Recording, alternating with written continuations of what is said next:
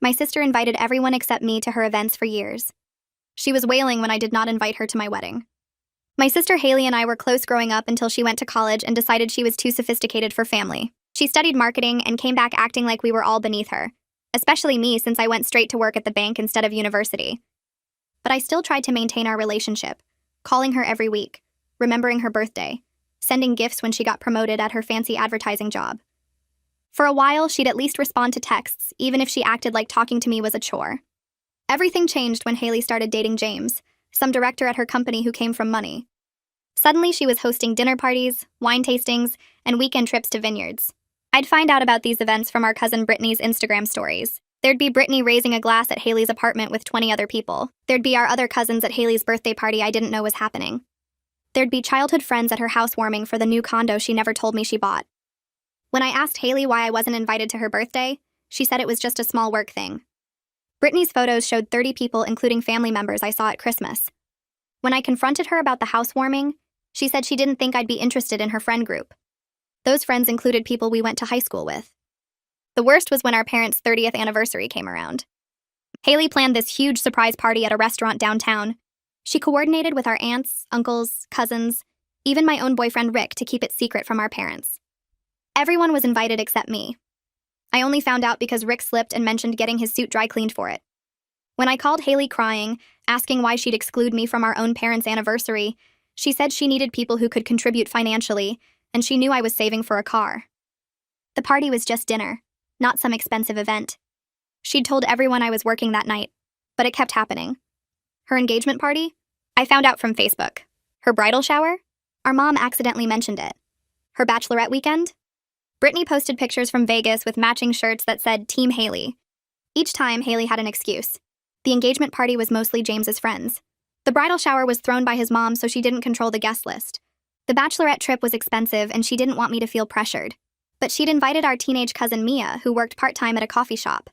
When Haley's wedding came, I was invited as a regular guest, not a bridesmaid. She had 6 bridesmaids, including Brittany and girls she'd known for 2 years. At the wedding, people kept asking why I wasn't in the wedding party. Haley told them I wasn't comfortable with attention, which was news to me. Our grandmother pulled me aside and said it was shameful how Haley treated me. That's when I decided I was done trying. I stopped texting Haley, stopped calling, stopped pretending we had a relationship. She didn't notice for 3 months. Then last year, my life changed completely. Rick proposed with his grandmother's ring at the spot where we first met. My promotion at the bank came through, making me branch manager at 28. We found our dream house with the inheritance my great-aunt left specifically to me, not Haley, because she remembered who visited her when she was sick. And I started planning my wedding. The thing about working at a bank is you know everyone in town. The florist owed me for approving her business loan. The caterer was my client who I'd helped through bankruptcy. The venue owner's daughter was my best friend. I had connections Haley couldn't buy with her marketing salary. I planned a wedding that would make hers look like a backyard barbecue. 200 guests, live band, 5-course dinner, ceremony in the botanical garden she'd tried to book but couldn't afford. I invited everyone except Haley and James. Our parents, grandparents, all the aunts and uncles, every single cousin, including Brittany and Mia, Haley's former roommate, Haley's college friends who I'd stayed in touch with, even some of Haley's coworkers who I knew through Rick's company. Everyone got beautiful invitations with gold embossing. Haley got nothing. The family group chat exploded with excitement about my wedding. People were posting about dress shopping, planning their trips, booking hotels. Haley finally texted asking about her invitation, maybe getting lost in the mail. I didn't respond. She called our mom crying and mom told her to talk to me directly. Haley showed up at my apartment demanding to know what was happening. I opened the door wearing my wedding dress from Final Fitting. She saw the invitation on my table, the one I was addressing to our mail carrier because I'd invited everyone who'd been kind to me. She asked where hers was. I looked at Haley standing in my doorway and felt something cold settle in my chest. There was no lost invitation. I never sent her one. She stared at me like she was waiting for me to laugh and say it was a joke, but I just stood there in my wedding dress, letting the silence stretch between us. Her face started to change, going from confused to scared to something that looked like she might cry. She asked why again, her voice cracking on the word. I started listing things out loud, keeping my voice calm and flat. Your birthday party 3 years ago with 30 people, including Brittany and our cousins. Your housewarming for the condo you never told me you bought. Mom and Dad's anniversary party that you planned and invited everyone except me. Your engagement party that I found out about on Facebook. Your bridal shower that Mom accidentally mentioned. Your bachelorette weekend in Vegas with matching shirts. I kept going, naming every single time she'd erased me from her life while she stood there looking smaller with each example. The wedding dress felt like armor, making me stand straighter as I watched her face crumble. Haley started talking fast, saying those situations were different and she had reasons. I cut her off before she could finish.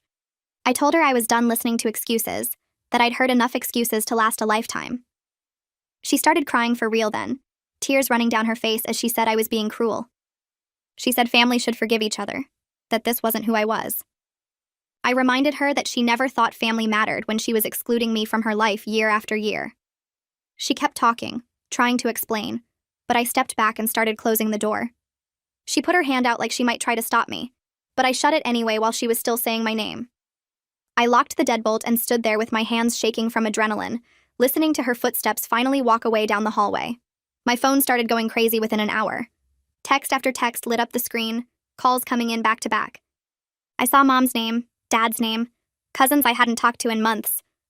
Mom left a voicemail and I could hear her crying through the phone, begging me to reconsider, saying this would destroy the family. Dad sent a long text about how this would tear everyone apart, and asking me to please think about what I was doing. Brittany messaged asking what happened. Mia sent question marks. Other cousins were messaging, asking if it was true that Haley wasn't invited. I watched the notifications pile up and then turned my phone completely off. I sat down on my couch still wearing the wedding dress, the tulle spreading out around me. I felt powerful and sick at the same time, like I'd won something but the prize tasted wrong in my mouth. Blake came home from work and found me exactly like that, sitting on the couch in my wedding dress with my phone face down on the coffee table. He stopped in the doorway and I could tell from his face that he already knew. Haley must have called him crying. He sat down carefully next to me, not touching the dress, and asked if I was okay. I told him I was fine, that I did what I needed to do. He nodded slowly, but he looked worried in a way that made my stomach twist up. He asked if I wanted to talk about it, and I said there wasn't anything to talk about. Haley excluded me for years, and now she knew how it felt. Blake didn't argue, but the worry didn't leave his face either. That night, I couldn't sleep. I kept replaying the look on Haley's face when she realized I really wasn't going to invite her. I kept hearing Mom's voicemail, the way her voice broke when she was begging me to reconsider. Every time I closed my eyes, I saw Haley standing in my doorway getting smaller and smaller as I listed out all her betrayals. Blake held me in the dark and didn't say anything, but I could feel his concern like a physical thing between us. I told myself over and over that I did the right thing, that she deserved this after everything she'd done to me. But the satisfaction I felt earlier when I closed the door in her face had turned into something uncomfortable sitting heavy in my chest. Dad showed up at my apartment the next morning before I even left for work. I opened the door and he looked exhausted, like he hadn't slept at all. He said Mom was up all night crying, that Haley was completely devastated, and that he needed to understand why I was doing this. I let him in and made coffee while he sat at my kitchen table looking sad and tired. I walked him through everything, every single exclusion and excuse and time I felt invisible to my own sister. I told him about finding out about events from Instagram, about being lied to about guest lists, about being left out of our own parents' anniversary party. He listened to all of it and his face got sadder with each thing I said. Dad admitted he didn't realize how bad it had been. He said Haley always had explanations that seemed reasonable at the time, that she made it sound like small misunderstandings instead of a pattern. He rubbed his face with both hands and said he wasn't asking me to invite her, but he wanted to know if there was any way to fix this before the wedding destroyed our family completely. I told him I spent years trying to fix it while Haley pretended I didn't exist. I said I tried calling, texting, showing up, caring, and none of it mattered to her. Now it was too late to fix anything. At work, I couldn't focus on anything. Vikram stopped by my desk and noticed I was staring at the same loan application I'd been looking at for 20 minutes. He asked if everything was okay with the wedding planning. I ended up telling him the whole situation, about Haley excluding me for years, and me excluding her from my wedding. He listened without interrupting, and then said something that stuck with me.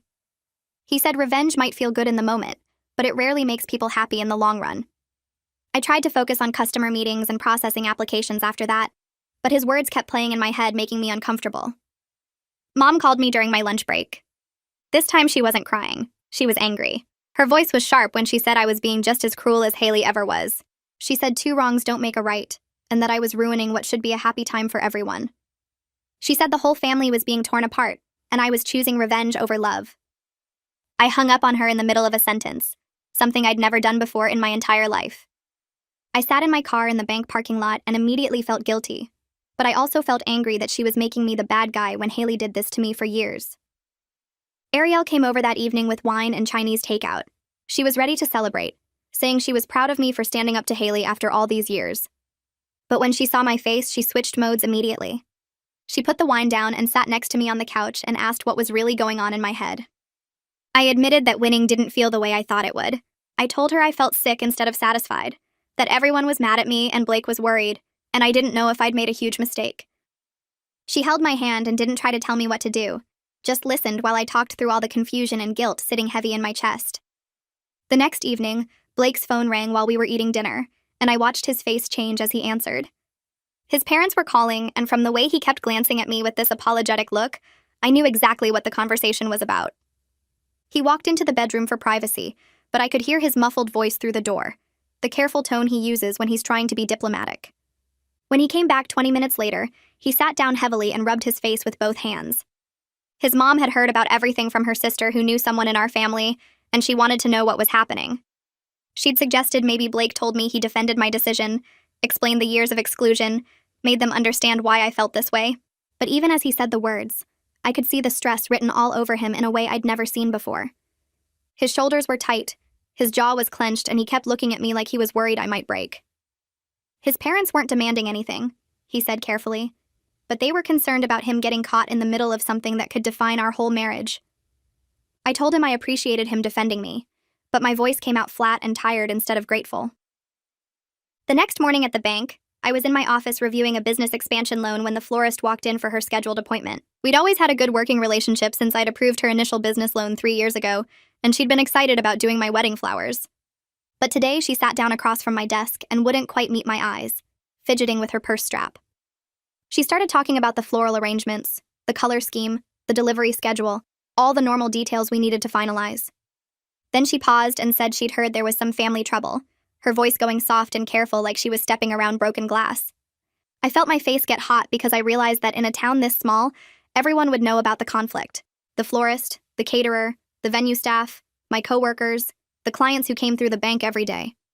My professional reputation that I'd worked so hard to build was getting tangled up with personal drama, and I couldn't separate the two. She quickly added that it wasn't her business and she wasn't judging, but the way she said it made me feel judged anyway.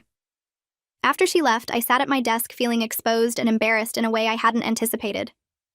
Vikram knocked on my door to ask about a client file, took one look at my face and asked if I was okay. I lied and said I was fine, but I wasn't fine at all.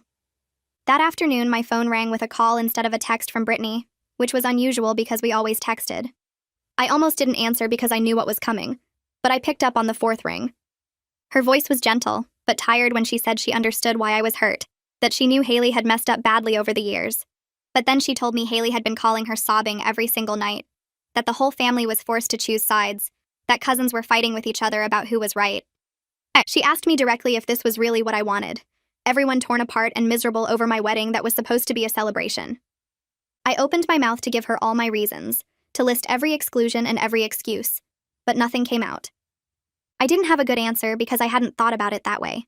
I'd been so focused on making Haley feel what I felt that I hadn't considered what it would do to everyone else. Brittany wasn't trying to guilt me, she said. She just wanted me to think about whether the revenge was worth the cost. After we hung up, I sat in my car in the bank parking lot for 15 minutes, staring at nothing and feeling that uncomfortable twist in my stomach get worse. Later that week, I drove past the botanical garden venue to check on the setup progress because the wedding was getting close, and I needed to make sure everything was perfect. But when I pulled into the parking lot, I saw Haley's car sitting there under a tree. My heart started racing immediately, pounding so hard I could feel it in my throat. She was probably inside right now talking to the venue coordinator, maybe trying to convince them to talk to me, maybe crying about how unfair this all was. I couldn't face her again, couldn't handle another confrontation, or see that devastated look on her face. I turned my car around before anyone could see me and drove away, checking my rearview mirror like I was chased. My hands were shaking on the steering wheel and I realized I was scared. Not of Haley exactly, but of having to defend my decision one more time, of seeing the judgment in someone else's eyes, of feeling this guilt that wouldn't go away no matter how much I told myself I was right. That night, Blake and I were getting ready for bed when he finally said what he'd been holding back for days. He sat on the edge of our bed and looked at me with this serious expression, and I knew something big was coming. He told me he loved me and supported me, that he would stand by whatever decision I made, But then he said he was worried I was letting anger make choices that I'd regret for the rest of my life. He asked if I'd really thought about what it would be like at the wedding with this giant Haley-shaped absence, with everyone thinking about her instead of celebrating us. He said our wedding day would be marked by this conflict forever, if I didn't find some way to resolve it before then. His words hit me hard because he wasn't wrong, but I also felt defensive and cornered. I'd been expecting him to support me without question, to be on my side unconditionally, and this felt like a betrayal even though I knew it wasn't. I snapped at him that he didn't understand what it was like to be erased by your own sister for years, to be systematically excluded and lied to and made to feel worthless. My voice came out sharper than I meant it to, almost mean. Blake was quiet for a long moment, and when he responded, his voice was soft and careful. He said he did understand hurt, that everyone understands hurt, but he also understood that our wedding day would carry this conflict with us forever, if I didn't find a way to resolve it. He wasn't telling me what to do, he said, but he was asking me to really think about what I wanted my wedding to represent. We went to bed angry at each other for the first time in our entire relationship, lying on opposite sides of the mattress with space between us that felt like miles. I couldn't sleep, staring at the ceiling and feeling angry at Blake for not understanding, angry at Haley for creating this mess, angry at myself for not knowing what the right answer was anymore. The next morning, I apologized to Blake for snapping at him, and he apologized for pushing me when I was already stressed. We sat at the kitchen table with our coffee and agreed that whatever I decided, he would support completely. But the conversation had planted seeds of doubt that I couldn't ignore anymore, growing in my mind like weeds.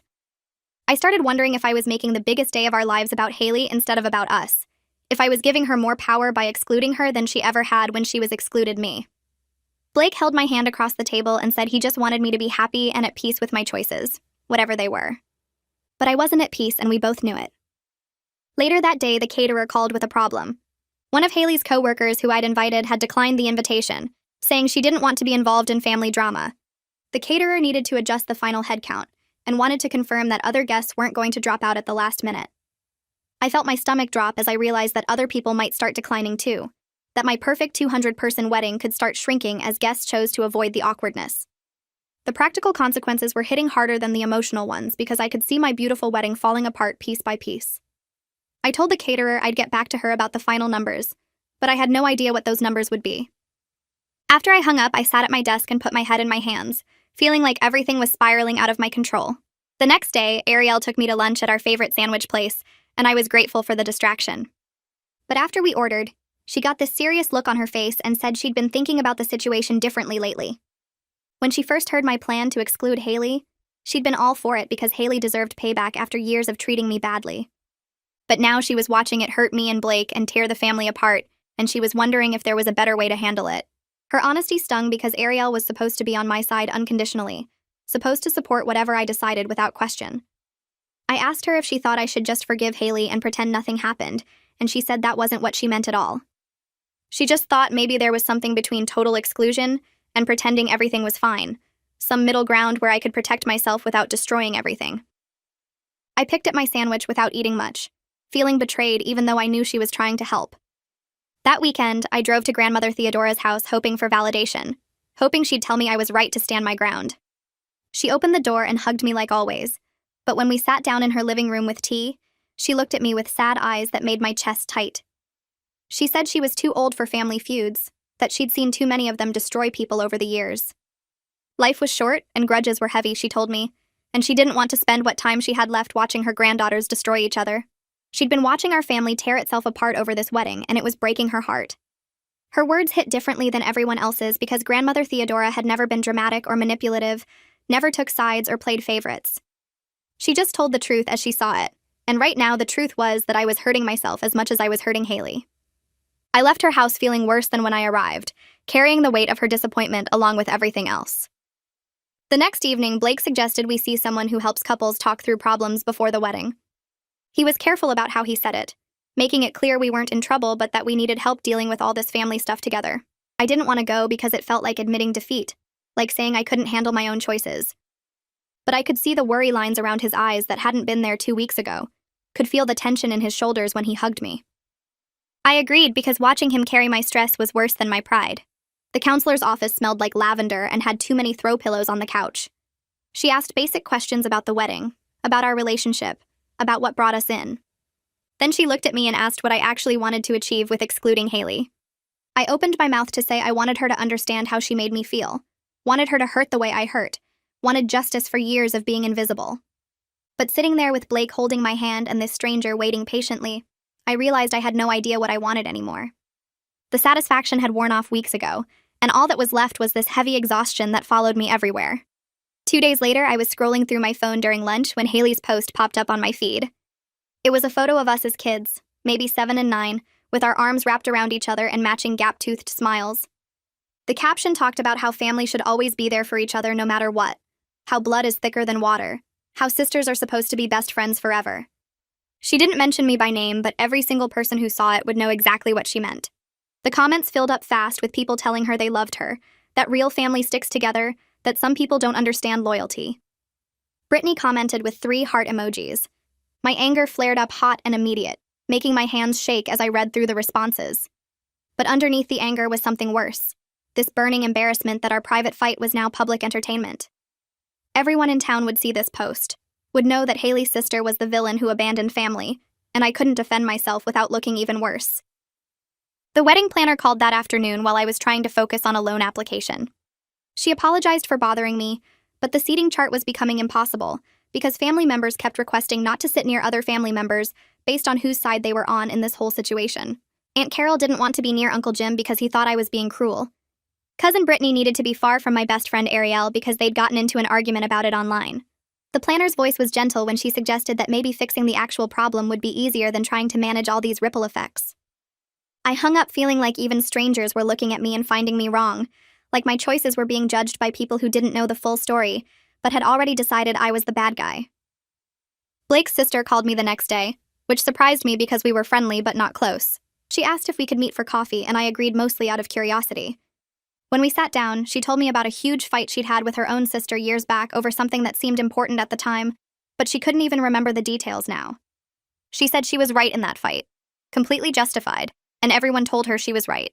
But being right didn't make up for the 3 years of distance that followed, didn't fill the hole at family gatherings where her sister should have been. She wished she'd found a way to fix things sooner instead of holding on to being right until it didn't matter anymore. Her perspective hit different from advice from people who knew Haley, who had opinions about our specific history. She was just someone who'd lived through something similar and come out the other side with regrets. I ended up working late at the bank 3 nights in a row, telling myself it was because we were busy with end-of-month reports. Vikram stopped by my office on the 3rd night and leaned against the doorframe asking if I was avoiding going home. I tried to brush it off, but he just waited, and eventually I admitted that things with Blake were tense, that my parents weren't speaking to me, that I felt more alone now than I had in years. He sat down across from my desk and pointed out something I'd been trying not to see. I excluded Haley to punish her for making me feel excluded, but now I was more excluded than ever. I'd pushed away my sister, my parents, half my extended family, and was putting strain on my relationship with Blake. The punishment had circled back and hit me harder than it hit her. Mom showed up at the bank right before closing the next day. I couldn't avoid her in a professional setting, couldn't close the door in her face when I was still in my work clothes with customers around. She didn't yell or cry this time, just sat in the chair across from my desk and asked if I remembered when Haley and I were little and inseparable. She talked about how we used to make up elaborate games and refuse to play with anyone else, how we'd cry if we were separated even for a few hours. She said she didn't know exactly when things went wrong between us, couldn't point to a single moment where it all fell apart. But she knew this wasn't who I really was. This person holding on to anger so tight it was poisoning everything around me. She was scared of losing both her daughters to pride, watching us destroy our relationship over who could hurt who worse. That night I couldn't sleep, so I pulled out the old photo albums from the hall closet. Page after page showed Haley and me hugging in every single picture, wearing matching outfits our mom dressed us in, making silly faces at the camera together. There was the Halloween we were both cats, the Christmas we got matching bikes, the summer at the beach where we built sandcastles side by side. I tried to find the exact moment when she started pulling away, when I became someone she was embarrassed by instead of her best friend. But there was no single moment, just this gradual drift I couldn't pin down. 1 year we were inseparable, and then suddenly years had passed and we were strangers who shared DNA. Blake's phone rang at 2 a.m, jerking us both awake from restless sleep. I could hear panic in the voice on the other end, even though I couldn't make out words. Blake's face went white as he listened, and then he was pulling on clothes and telling me we needed to get to the hospital now. Grandmother Theodora had a heart attack, and the whole family was called in. We rushed out in our pajamas, not bothering to change, and I felt this cold terror settle in my stomach. The wedding drama that had consumed every thought for weeks suddenly felt incredibly small and stupid compared to the possibility of losing her. The hospital waiting room was too bright and smelled like cleaning products and fear. I saw Haley the second we walked in, standing near the windows looking as exhausted and scared as I felt. We locked eyes for just a moment before both looking away, neither of us knowing what to say after weeks of silence and anger. Mom was sobbing into Dad's shoulder while he tried to get information from the nurses. Cousins filled the plastic chairs, everyone looking shell-shocked and worried. Brittany was crying quietly, and even the cousins who'd taken sides in our fight looked too scared to care about that anymore. The doctor came through the double doors and everyone stood up at once. He said Grandmother Theodora was stable, but it had been serious, a real heart attack that could have killed her. Then he said something about how stress wasn't good for her heart, how she needed calm and peace to recover. He didn't say it directly, but everyone in that waiting room heard what he meant. The family conflict had been affecting her health. The fighting between her granddaughters had put stress on her heart. I felt sick, actually thought I might throw up right there on the hospital floor. All this anger, all this revenge, all this proving a point, and I'd hurt the one person in our family who never took sides, who only ever loved both of us completely.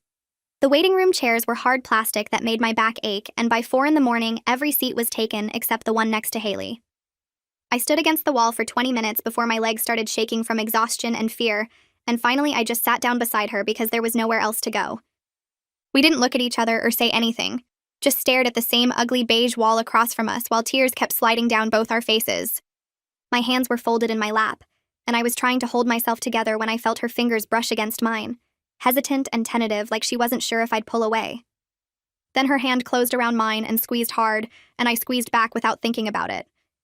It was the first time we'd touched in years, not since that awkward hug at her wedding where she'd barely put her arms around me. Her palm was sweaty and cold and shaking just like mine, and something cracked open in my chest that I'd been keeping locked down tight. We sat there holding hands while the fluorescent lights buzzed overhead, and nurses walked past with clipboards, and somewhere down the hall, a machine kept beeping in a steady rhythm that made me want to scream. A doctor in blue scrubs finally came through the double doors and said we could see Grandmother Theodora for 5 minutes. Just immediate family, 2 at a time. Mom and Dad went first while the rest of us waited, and when they came back out, Mom's face was blotchy and swollen from crying. Then the doctor looked at Haley and me and gestured for us to come together. We walked down that hallway side by side without talking, past rooms with curtains pulled across and the smell of disinfectant burning my nose. Grandmother Theodora looked so tiny in the hospital bed, smaller than I'd ever seen her, with wires attached to her chest and an oxygen tube under her nose. Her skin was gray and papery, and her eyes were closed, and for a second I thought we were too late, that she was already gone. But then her eyes opened when we got close, and she looked at both of us with this expression that made me want to fall apart completely. She lifted one hand, the one without the IV, and reached for us. Haley took one side and I took the other, and Grandmother Theodora's fingers felt like bird bones wrapped in tissue paper. Her voice came out raspy and weak when she spoke, telling us she didn't want to leave this world with her granddaughters hating each other. She said life was too short and family was too important, and she needed us to promise we'd fix this, whatever it took. Haley started sobbing out loud, these ugly gasping sounds, and I was crying too, but trying to stay quiet because I didn't want to upset Grandmother Theodora more. We both nodded and promised, even though neither of us had any idea how to actually do that, how to undo years of hurt and anger and exclusion. Grandmother Theodora closed her eyes again, and the nurse came in and said our time was up, that she needed to rest. Walking back down that hallway felt like moving through water, everything slow and heavy and wrong. Blake drove us home as the sun was starting to come up, turning the sky pink and orange in a way that felt obscene given what had just happened. I sat in the passenger seat staring out the window at empty streets and closed shops, watching the town wake up like it was any normal day. Blake kept one hand on the wheel and held mine with the other, not saying anything because what was there to say? When we pulled into our driveway, I just sat there for a minute looking at our house, this place we'd picked out together and filled with wedding planning stress and stupid arguments about Haley. Blake came around and opened my door and helped me out like I was the one who'd had a heart attack, and we walked inside together. The apartment still had my wedding binder on the coffee table, and invitation samples scattered across the kitchen counter, all these reminders of the drama that had seemed so important 12 hours ago. That's when I completely lost it, just collapsed onto the couch and sobbed until I couldn't breathe.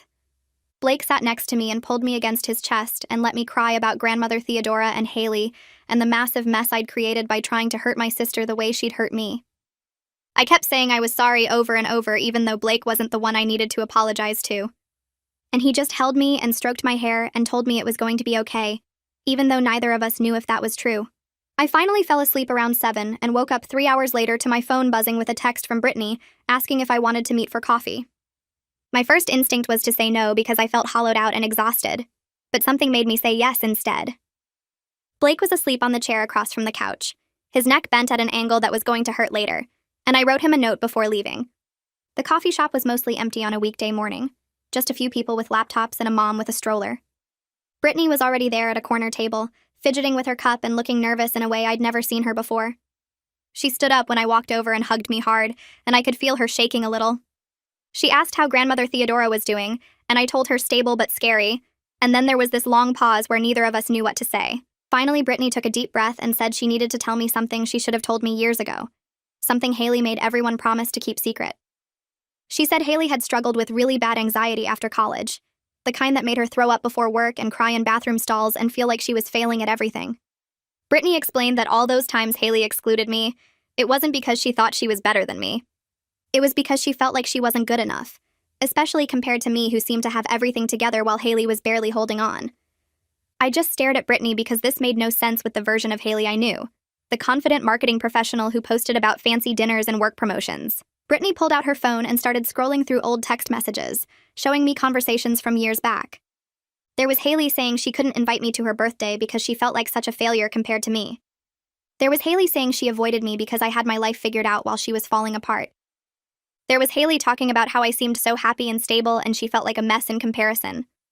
I read message after message that completely contradicted the story I'd been telling myself for years.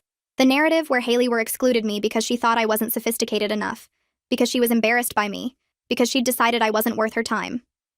All of it was cracking apart as I read her actual words about feeling inadequate and anxious, and like she couldn't face me. I asked Brittany why nobody ever told me this, my voice coming out sharper than I meant it to.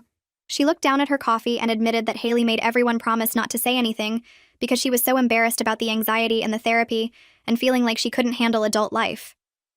Brittany said she'd kept that promise for years, but grandmother Theodora's heart attack made her realize that family secrets were destroying us, that maybe if I'd known the truth years ago, things would have been different. I left the coffee shop feeling like the ground had shifted under my feet, like I'd been living in one reality and suddenly got dropped into a completely different one where nothing was what I thought it was. I sat in my car in the parking lot for over an hour, just staring at the steering wheel and trying to process everything Brittany had told me. My phone had 3 missed calls from Blake, and a text asking where I was, but I couldn't make myself respond yet. Then Blake's car pulled into the parking lot and he parked next to me, and I watched him get out and come around to my window.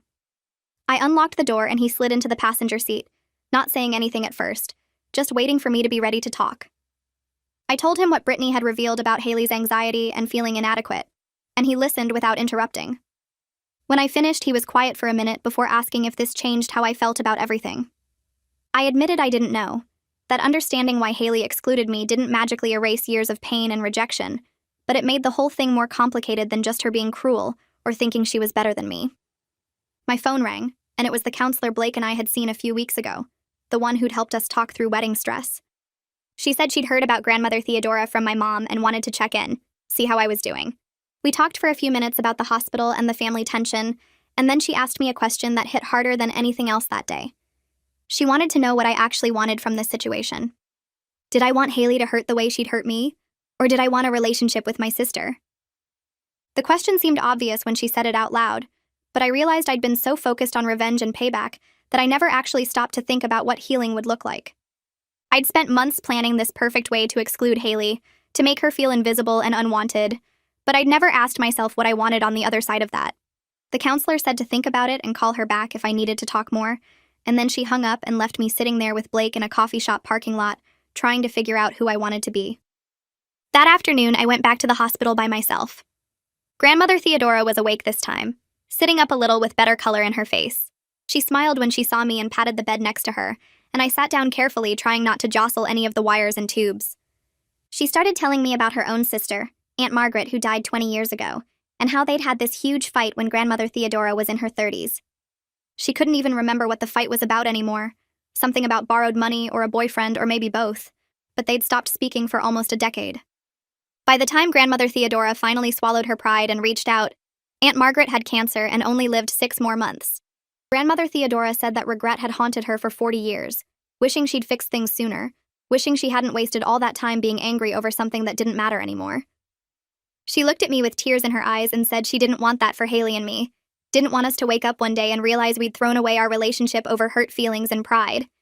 I drove home thinking about Aunt Margaret and all those wasted years, and when I walked in the door, my phone was ringing. It was the florist, the one who owed me for approving her business loan, and she sounded panicked. One of her main suppliers had fallen through and she needed to completely redesign all the wedding arrangements with only 3 days to go. I felt stress crash over me on top of everything else, and I was about to lose it when she said something that stopped me cold. She mentioned that Haley had actually helped her find a backup supplier, had given her a contact at some wholesale place, and even vouched for the florist's business. The florist had no idea about our family drama, and was just grateful for the help. But hearing that Haley had done something kind for my wedding when she wasn't even invited, made me have to sit down. I realized my sister wasn't some villain in a story, wasn't this cruel person who enjoyed hurting me. She was just complicated and flawed and dealing with her own problems, and maybe both of us had been hurting each other without meaning to for a really long time. Blake came home around 6 that evening and found me sitting on the couch staring at my phone without actually looking at it. He sat down next to me and took my hand. He said we needed to make a final decision about Haley because the wedding was in 3 days, and the seating chart was still a mess, and the venue needed final numbers. He wasn't pushing either way, just being practical, but he said I needed to be at peace with whatever I chose. I realized right then that I wasn't at peace with anything.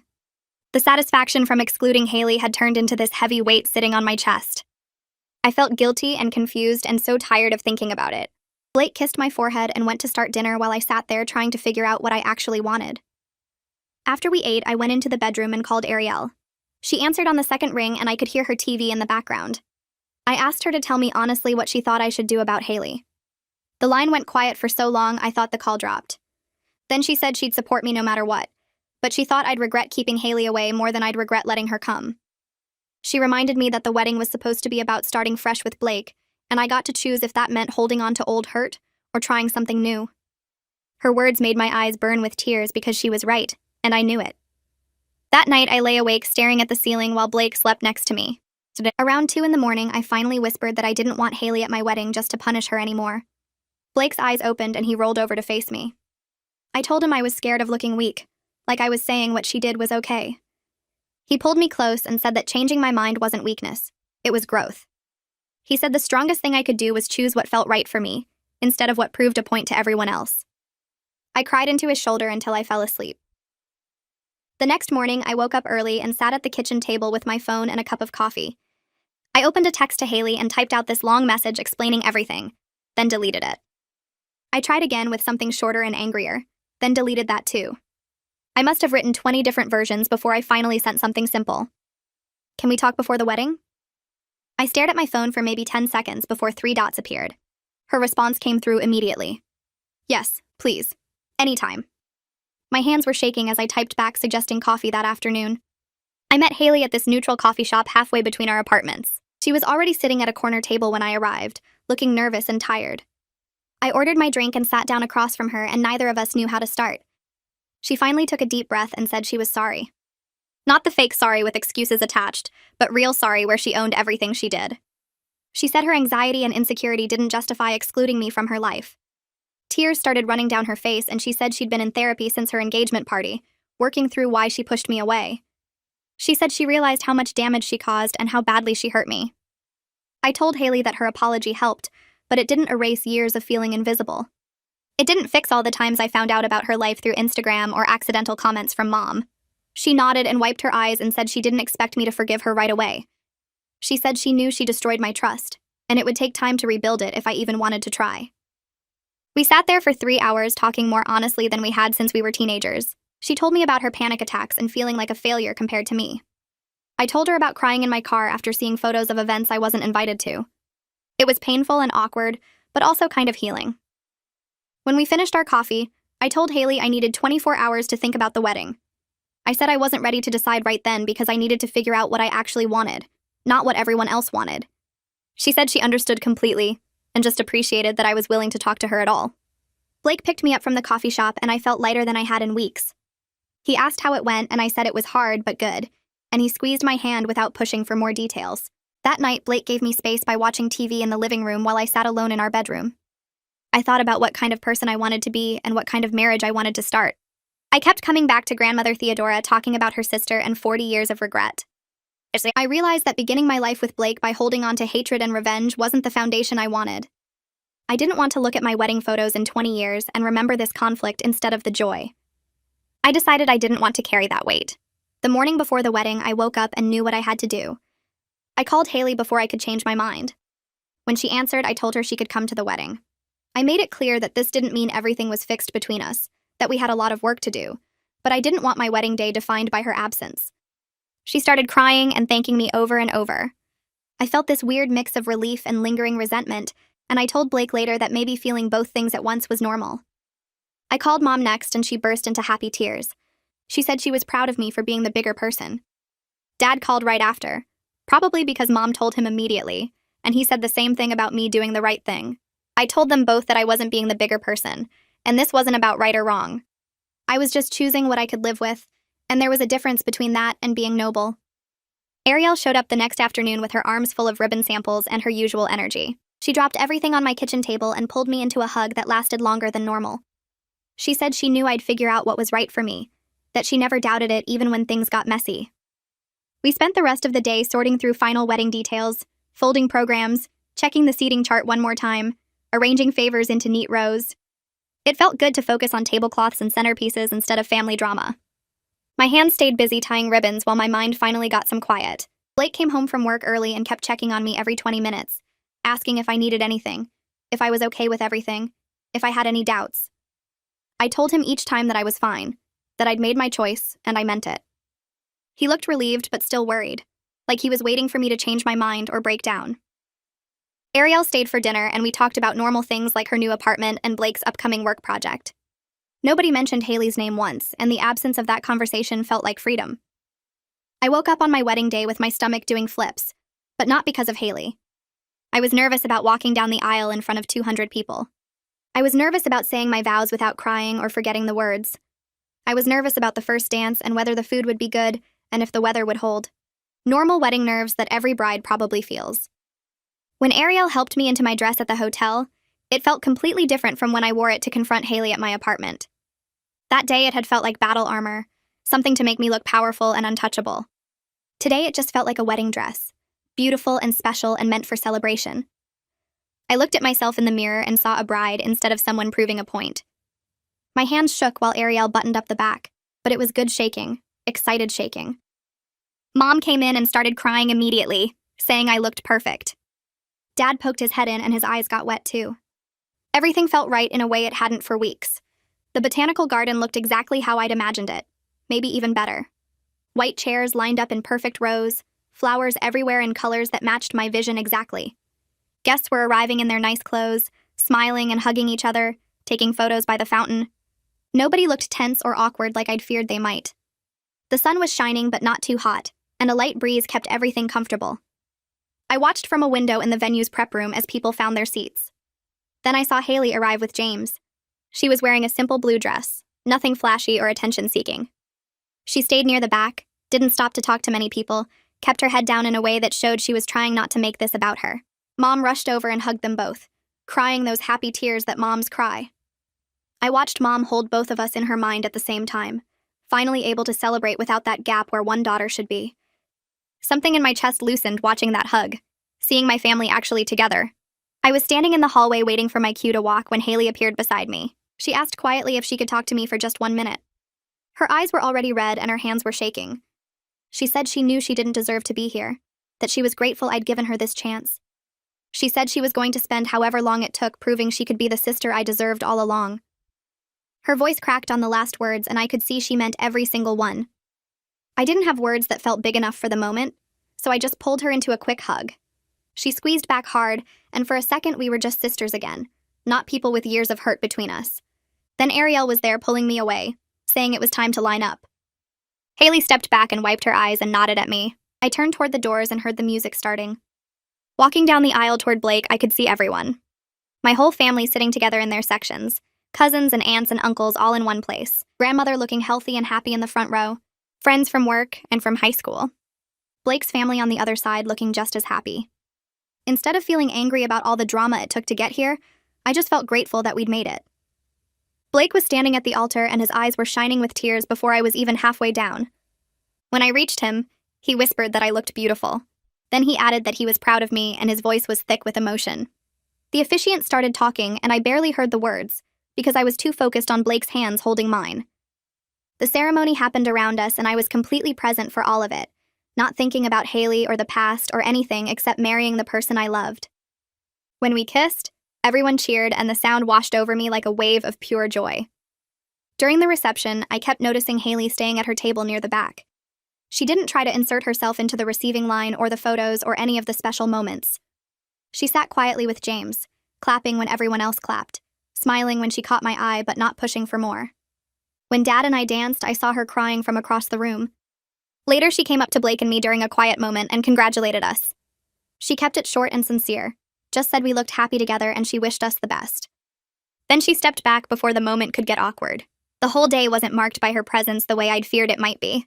She was just another guest, someone who belonged there but wasn't trying to take over. I realized somewhere between the toasts and the cake cutting that inviting her had actually freed me. I wasn't spending my wedding day thinking about the person who wasn't there. I was just enjoying the people who were. Grandmother found Haley and me during a lull in the dancing and pulled us both to a quiet corner. She held both our hands in her small wrinkled ones and said this was exactly what she'd prayed for. She said seeing us together and starting to heal was the best wedding gift she could receive. Her voice was strong despite just getting out of the hospital, and her grip on our hands was firm. She made us promise to keep working on our relationship, to not let this moment be the end of our progress. We both promised, and this time I could feel that we meant it. Haley squeezed my hand, and I squeezed back, and Grandmother smiled bigger than I'd seen in years. She kissed both our cheeks and told us she loved us, then shuffled back to her table looking satisfied. Later in the reception, Brittany found me by the bar and pulled me aside. She said several cousins had been talking about how mature and graceful I was to include Haley despite everything she'd done. Brittany said people were impressed, that they saw real strength in forgiveness instead of weakness. She said I'd earned more respect from the family than I would have gotten by excluding Haley. The validation felt good even though it hadn't been why I made the choice. I'd invited Haley because I needed to for myself, not for anyone else's opinion. But hearing that people understood and respected the decision made something settle inside me. I wasn't the bitter sister holding a grudge. I was someone who'd chosen healing, and that meant something to people. Blake grabbed my hand during a slow song and pulled me outside to the garden path where we could be alone for a minute. The music was muffled out there, and the fairy lights made everything glow soft. He turned to face me and said he'd never been more sure about marrying me than when he watched me choose healing over revenge. He said the way I'd handled this whole situation with Haley showed him exactly who I was as a person. He said he felt honored to build a life with someone that strong and brave. His words hit me right in the chest and I started crying, but they were happy tears that had nothing to do with Haley or the past. They were tears about Blake and our future and the life we were starting together. He wiped my face and kissed me, and we stood there swaying to the distant music, just the two of us in our own bubble. At the end of the night, Blake and I were saying goodbye to the last guests when Haley approached one more time. She had a card in her hand and she held it out to me carefully. She said she didn't expect me to read it now, but she wanted me to have it before we left for our honeymoon. I took it and tucked it into my purse, too tired and happy to think about it much. Later, in our hotel room with champagne and room service, I remembered the card. I opened it while Blake was in the shower. Inside was a long letter in Haley's handwriting, pages of it. She took full responsibility for every single thing she'd done to hurt me. She didn't make excuses or try to justify any of it. She listed specific ways she wanted to rebuild our relationship, including regular therapy sessions together that she'd already researched. She'd written down 3 therapist names with their contact information and specialties. The letter was detailed and thoughtful and clearly took her hours to write. I folded it back up and set it on the nightstand, feeling something like hope mixed with caution. Blake came out and saw my face and asked if I was okay. I told him I thought maybe I would be, that maybe we both would be. He climbed into bed next to me and we fell asleep with the letter sitting there, a promise of work still to come, but also of possibility. The honeymoon in Mexico gave us space to breathe after all the wedding chaos. Blake and I sat on the beach one evening watching the sun drop into the ocean, and he asked how I was really feeling about everything with Haley. I admitted I was still working through it all, that inviting her felt right, but didn't magically erase years of hurt. He squeezed my hand and said, "That's exactly how healing works. Messy and complicated, and never all at once. We spent the rest of the week swimming and eating and not talking about family drama, which felt like the best gift we could give ourselves. When we got back home and unpacked our suitcases, I sat on the edge of our bed staring at my phone. I finally texted Haley asking if she was serious about the therapy sessions she'd mentioned in her letter. Her response came through in less than a minute with 3 therapist names, their specialties in family relationships, and links to their websites. She'd already done the research and was just waiting for me to be ready. The preparation surprised me more than anything, showed me she wasn't just making empty promises at the wedding. Mom hosted dinner 2 weeks later, the first time the whole family gathered since the wedding. Haley and I were carefully polite, passing dishes and saying please and thank you like we were strangers at a formal event. Everyone else looked relieved just to have us in the same room without yelling or crying. Grandmother Theodora had more color in her face than she did at the hospital, and Mom kept wiping her eyes watching Haley and me interact without hostility. It wasn't comfortable or natural, but it was a start. 2 months later, Haley and I sat in our 3rd therapy session together, and we were finally getting past the surface stuff about who got invited where. She talked about her anxiety making her feel inadequate compared to me, how she avoided me because she felt like a failure next to my stable life. I explained how invisible and were rejected I felt, how every exclusion made me smaller. We weren't suddenly best friends again, and maybe we never would be. But we were sisters who were trying, and that felt like enough for now. Blake told me later he was proud of the work I was doing, and when I looked at our wedding photos that night, I felt grateful Haley was in the background of those memories, instead of being a painful absence that would have haunted them forever.